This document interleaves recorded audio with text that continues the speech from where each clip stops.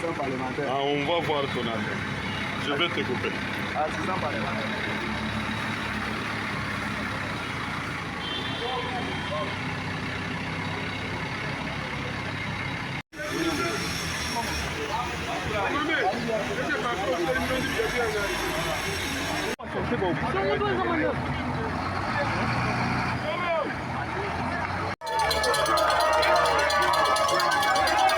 Comme vous le savez, nous avons débuté les projets en décembre 2024 et en 2025, nous avions déjà eu à produire toute la puissance de 610 MW repartie en 3 unités de production. Donc une unité de 10 MW destinée pour pouvoir alimenter directement le ménage dans la province d'Ikassai orientale. Une deuxième unité de 100 MW qui a été entièrement développée et une troisième unité de 500 MW. C'est ce qui fait une puissance totale de 610 MW. Et après cette phase de production, il fallait maintenant passer à la deuxième phase qui est destinée à la protection et à la distribution de l'électricité. C'est une phase qui a connu beaucoup de difficultés, dit aux aspects techniques et logistiques pour pouvoir acheminer le matériel par cargo, par la voie aérienne, ici dans la province. Gloire à Dieu, nous venons aujourd'hui de réceptionner et d'acheminer ici aussi tout ce matériel qui sont constitués en réalité en 3 lots.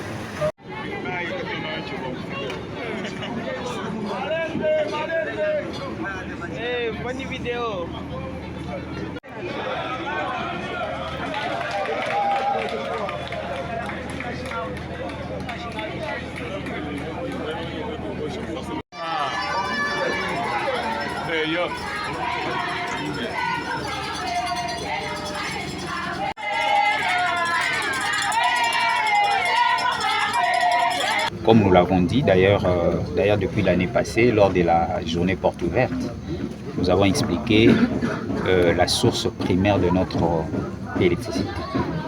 Comme vous le savez, pour pouvoir produire de l'électricité, il faudra recourir à une source naturelle, une source primaire.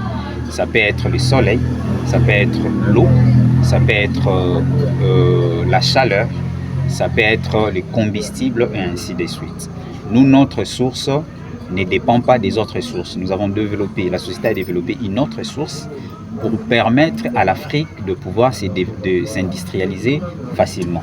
Et cette source est une source minérale. Ça veut dire à la base, nous extrayons de minerais stratégiques au nombre de 9. Donc nous avons 9 minerais stratégiques que la société exploite.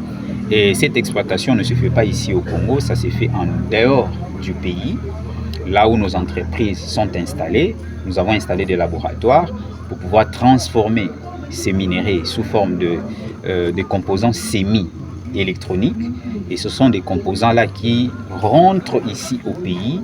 Et au niveau de nos ateliers à Kinshasa et ailleurs, on arrive à produire un noyau énergétique.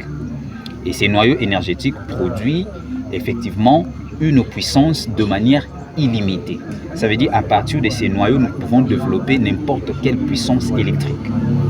Alors après avoir développé ces noyaux énergétiques, ces noyaux ne produisent pas de l'électricité. Ça produit une forme d'énergie qui n'est pas électrique. Une forme d'énergie que la majorité des gens ne maîtrisent pas. Mais cette forme d'énergie peut nous permettre à pouvoir, par exemple, faire la lévitation des engins volants tels que de fusées. Ça peut envoyer des fusées, ça peut léviter plusieurs équipements en l'air. Et voilà pourquoi la société a inventé d'autres types de machines qui consistent à transformer cette énergie brute en énergie électrique.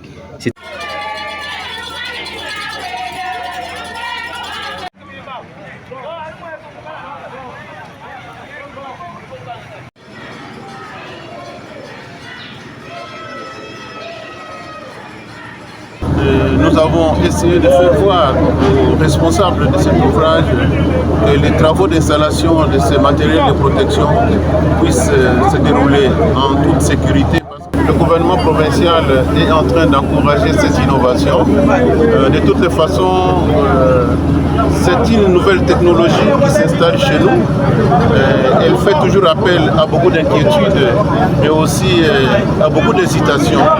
Nous demandons à la population du Kasaï oriental de garder l'espoir, parce que notre souci, c'est de promouvoir les initiatives locales, les accompagner pour qu'ils puissent arriver jusqu'au bout.